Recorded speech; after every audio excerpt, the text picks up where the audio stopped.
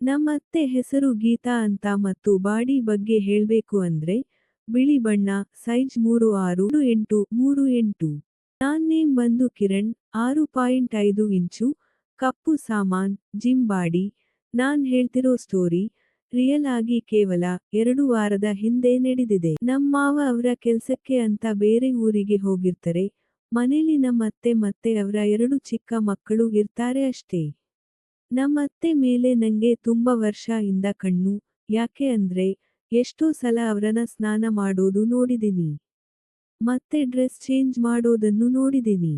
ಹಿಂಗೆ ಒಂದು ದಿನ ನಮ್ಮತ್ತೆ ಇದ್ದಕ್ಕಿದ್ದ ಹಾಗೆ ಊರಿಗೆ ಹೋಗ್ಬೇಕು, ಬೈಕ್ ಹೊಡಿಸೋಕೆ ಯಾರೂ ಇಲ್ಲ, ಹೋಗಿ ಬರೋಣ ಅಂತ ಹೇಳಿ ನಮ್ಮತ್ತೆ ನನ್ನ ಕರೆದರು. ನಾನು ಈ ಸಲ ಆದ್ರೂ ಚಾನ್ಸ್ ಮಿಸ್ ಮಾಡ್ಬಾರ್ದು ಅಂತ ಫಿಕ್ಸ್ ಆಗಿ ಹೋಗಿದ್ದೆ. ಅದ್ಕೆ ಹೋಗ್ಬೇಕಾದ್ರೆ ಪಾಕೆಟ್ ಕಾಂಡೋಮ್ ತಗೊಂಡು ಬಸ್ ಹತ್ತಿದೆ. ರಾತ್ರಿ ತಲುಪಿದೆವು. ಹೇಗಾದ್ರೂ ಅತ್ತೆಗೆ ಮೂಡ್ ಬರ್ಸೋಕೆ ಜ್ಯೂಸ್ನಲ್ಲಿ ಟ್ಯಾಬ್ಲೆಟ್ ಮಿಕ್ಸ್ ಮಾಡ್ಕೊಂಡು ತಗೊಂಡು ಹೋದೆ. ಅತ್ತೆ ಎಷ್ಟ್ ಲೇಟ್ ಆಗಿ ಬರೋದು, ಕೈ ಕಾಲ ಮುಖ ತೊಳ್ಕೊಂಡು ಬಾ, ಊಟ ಟೈಮ್ ಆಯ್ತು ಅಂದ್ರು.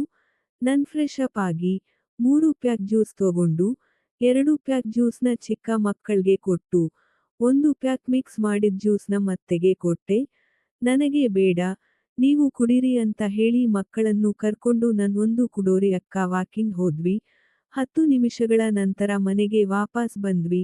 ಮಕ್ಕಳಿಬ್ಬರು ನಿದ್ದೆಗೆ ಜಾರಿದರು. ನಾನು ಸಖತ್ ಕಾಯ್ತಿದ್ದೆ, ಯಾವಾಗ ಅವಳ ತೂತಿನಲ್ಲಿ ಇಡೋದು ಅಂತ. ಅತ್ತೆ ಮತ್ತೋಡಕ್ಕೆ ಶುರು ಮಾಡುದ್ರ, ಏನೋ ತುಂಬಾ ಬ್ಯುಸಿ ಆಗಿ ಬಿಟ್ಟಿದೀಯಾ, ಕಾಲೆ ಮಾಡೋಲ್ಲ. ನಾನು ಹಾಗೇನಿಲ್ಲ ಅತ್ತೆ, ಎಕ್ಸಾಮ್ಸ್ ಇತ್ತಲ್ವ ಅದಿಕ್ಕೆ ಅಂತ ಹೇಳ್ದಿದ್ದೆ. ಅಷ್ಟ್ರಲ್ಲಿ ನಂದು ಎದ್ದು ನಿಂತಿತ್ತು. ಅತ್ತೆಗೂ ಮೂಡ್ ಬರೋಕೆ ಶುರುವಾಯ್ತು.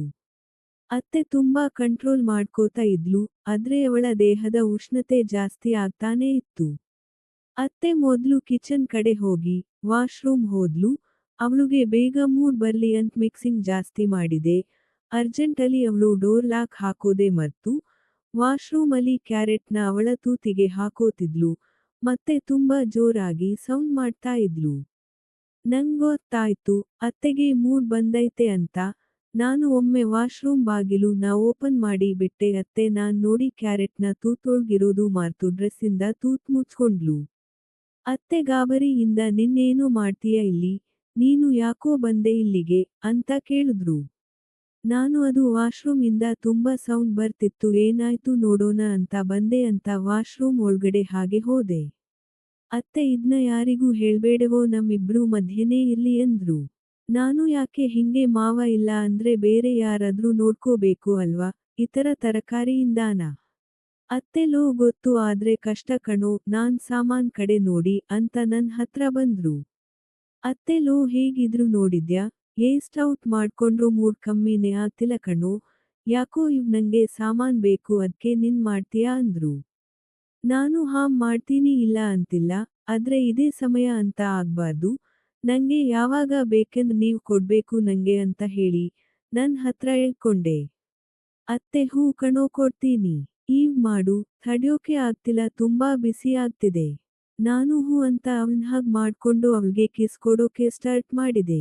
ಅವ್ಳು ಹಾ ಅಂತ್ ಬಿಸಿ ಉಸಿರ್ ಬಿಡ್ತಿದ್ಲು. ನಾನು ಕಿಸ್ ಮಾಡ್ತಾ ಅವ್ಳು ನೈಟಿ ತೆಗ್ದು, ಅವ್ಳು ತೂತಿಂದ ಕ್ಯಾರೆಟ್ನ ತೆಗ್ದು ಇಬ್ರೂ ಒಬ್ಬರಿಗೊಬ್ಬರು ಜೋರಾಗಿ ಕಿಸ್ ಮಾಡ್ತಾ ಇದ್ವಿ. ಕೆಳಗೆ ಬಿದ್ದ ಕ್ಯಾರೆಟ್ ಮೇಲೆ, ಅವ್ಳು ತೂತಿಂದ ಫುಲ್ ರಸ ಸೋರ್ತಿತ್ತು. ನಾನು ಅದ್ನ್ ತಿಂದೆ, ಆಮೇಲೆ ಇಬ್ರು ಲಿಪ್ಲಾಕ್ ಮಾಡಿದ್ವಿ. ಅವ್ಳು ನನ್ ತುಟ್ಟಿನ ಕಚ್ಚಿ ನನ್ ನಲ್ಗೆನ ಉಜ್ಜಿದ್ವಿ. ನಮ್ಮಿಬ್ರು ಎಂಜ್ಲು ಬಾಯಿ ಇಂದ ಬೀಳ್ತಿತ್ತು. ಎನ್ನು ನಂಕೈಲಿ ಕಾಯೋಕೆ ಆಗಲ್ಲ, ಶುರು ಮಾಡು ಅಂದ್ರು. ನಾನು ಹೂ ಅಂತ ಜೋರ್ ಒಂದು ಮೊಲೆನ ಗಟ್ಟಿಯಾಗಿ ಹಿಸ್ತಿದ್ದೆ, ಹಾಗೆ ತೂತ್ನ ಕಚ್ಚಿದ್ದೆ. ಅತ್ತೆ ಅಮ್ಮ ಲೋ ನೋವು ಮಾಡ್ಬೇಡ, ತುಂಬಾ ಸೂಕ್ಷ್ಮ ಕಣೋ ಅವು ಅಂದ್ರು. ಅವ್ನ್ ಕೇಳ್ದೆನೆ ನಾನ್ ಕರಿ ಸಾಮಾನ್ನ ಹೊರ್ಗಡೆ ತೆಗ್ದೆ ಅಷ್ಟೇ. ಟೈಮ್ ವೇಸ್ಟ್ ಮಾಡದೆ ಸಾಮಾನ್ನ ಬಾಯಿ ಒಳ್ಗ್ ಹಾಕಿಕೊಂಡು ಜೋರಾಗಿ ಚಿಪ್ಪೋಕೆ ಸ್ಟಾರ್ಟ್ ಮಾಡಿದ್ಲು. ಗರ್ ಅಹ ಅಂತ. ಅತ್ತೆ ಏನ್ ಸಾಮಾನ್ ಬೆಳ್ಸಿದ್ಯಾ ಕಣೋ, ಫುಲ್ ಮಸ್ತ್ ಆಗಿದೆ, ಬೇಗ ಮಾಡೋ ಅಂತ ನಾನ್ ಎಳ್ಕೊಂಡು ಹಾಲಿಗೆ ಬಂದು ಸೋಫಾ ಮೇಲೆ ಮಲ್ಗಿಸಿದ್ಲು. ಕಾಂಡೋಮ್ ಕೊಟ್ಟೆ, ಆದ್ರೆ ಅವ್ಳಿಗೆ ಇಷ್ಟ ಆಗ್ಲಿಲ್ಲ. ಅದ್ನ ಬಿಸಾಕಿ ಅವಳೇ ನಾನ್ ಸಾಮಾನ್ ಒಳ್ಗೆ ಹಾಕೋಕೆ ಸ್ಟಾರ್ಟ್ ಮಾಡಿದ್ಲು.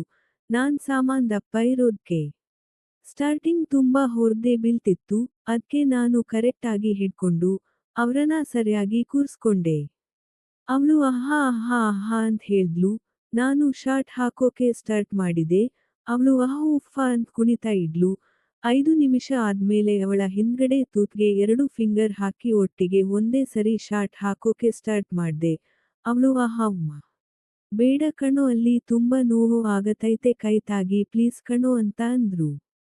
ನನ್ನದ್ನ್ ಕೇಳಿಸ್ಕೊಳ್ದೆ ಶಾಟ್ ಹಾಕ್ತಾನೇ ಇದ್ದೆ. 20 ನಿಮಿಷ ಆದ್ಮೇಲೆ ಇಬ್ರೂ ಔಟ್ ಮಾಡ್ಕೊಂಡ್ವಿ.